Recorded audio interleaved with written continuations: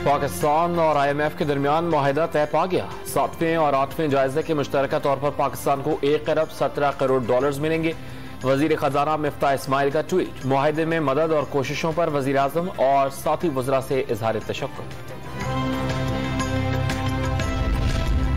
पाकिस्तान को IMF programme के लिए बजट 2023 जल्द अज जल्द नाफिज करना होगा। गर्दिशी कर्जे कम करने के लिए पावर सेक्टर में सालाना और सहमाही बुनियादों पर टैरिफ एडजस्टमेंट्स की जाएगी। करप्शन के खात्मे के लिए इंसदादे करप्शन के इदारों को मजबूत किया जाएगा।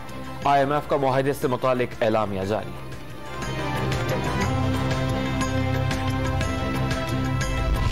मुल्क में कोरोना वायरस से मजीद 2 अफराद इंतकाल कर गए हैं। 24 घंटे के दौरान 17,300 कोरोना टेस्ट, 390 अफराद में कोरोना की तस्दीक। मुस्बत केसेस की शरह 2.24% रिकॉर्ड। अस्पताल में दाखिल कोरोना के 175 अफराद की हालत तशवीशनाक।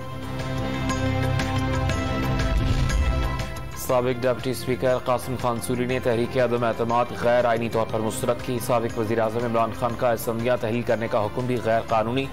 सुप्रीम कोर्ट ऑफ पाकिस्तान ने तफसीली फैसला जारी कर दिया। मुबैना बैरूनी मुरासले का मुकम्मल मतन अदालत को नहीं दिखाया गया। मुरासला खुफिया सफारती दस्तावेज है।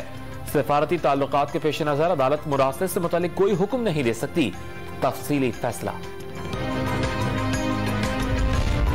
काफ लीग के रहनुमा मोने सिलाही अबूरी जमानत की मियाद खत्म होने पर आज बैंकिंग जराइम कोर्ट में पेश। जज रुखसत पर होने के बायस समाअत बगैर कार्रवाई मुलतवी।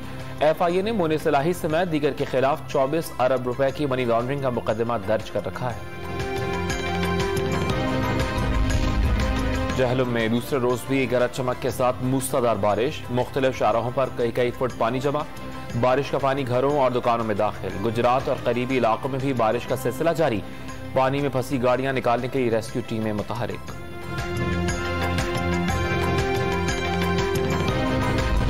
और शुमाली वजीरिस्तान से साल का 12वां पोलियो केस रिपोर्ट। इस साल तमाम केसेस शुमाली वजीरिस्तान से रिपोर्ट हुए।